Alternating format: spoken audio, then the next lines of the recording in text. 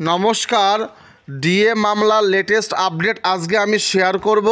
Supreme court of ইন্ডিয়াতে কিন্তু official ওয়েবসাইটে আপডেট হয়েছে এবং আগামী 7ই মে 2025-এ কিন্তু 100% চান্স রয়েছে এই মামলা শুনানি হওয়ার। দেখে নাও কি রয়েছে অফিসিয়াল আপডেটটি। তো বন্ধুরা, ভিডিওটা কিন্তু অবশ্যই হেল্পফুল হবে। তোমরা একটা দেখার মতো লাইক করে দিও, আর নতুন এলে সমস্ত আপডেট সবার আগে পেতে চ্যানেলটি অবশ্যই সাবস্ক্রাইব করে সঙ্গে থাকতে হবে। তো দেখে নাও কী বলা হয়েছে। The state of West Bengal versus confederation of state government employees West Bengal. কী বলেছে দেখো, বলছে এসএলপি নাম্বার আমরা প্রত্যেকেই জানি, এবং দেখো লাস্ট কী বলছে 7ই মে 2025-এ কিন্তু লিস্ট হয়েছে মামলাটি। এবং সবচেয়ে গুরুত্বপূর্ণ আপডেট এটাই যে মামলাটি 3 জন বিচারপতির বেঞ্চে শুনানি হওয়ার কথা রয়েছে, এবং সিএল নম্বর 2 অর্থাৎ একদম প্রথমেই মানে সুপ্রিম কোর্টের বিচার শুরু হওয়ার ফার্স্ট এবং সেকেন্ডে কিন্তু এটা শুনানি হবে।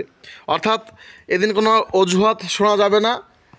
মামলাটি আশা রাখতে যে আমাদের অবশ্যই শুনানি হবে।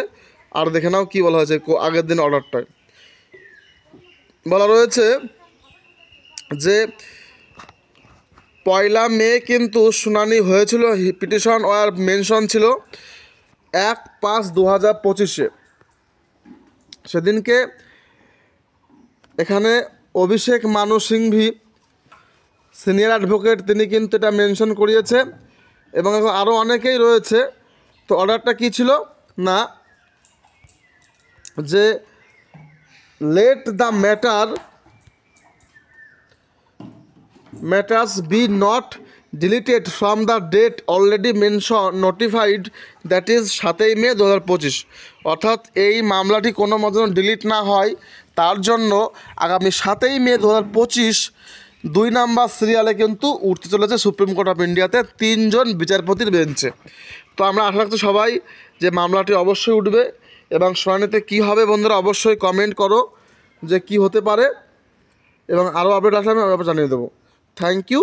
থ্যাংকস ফর ওয়াচিং, সঙ্গে থেকো।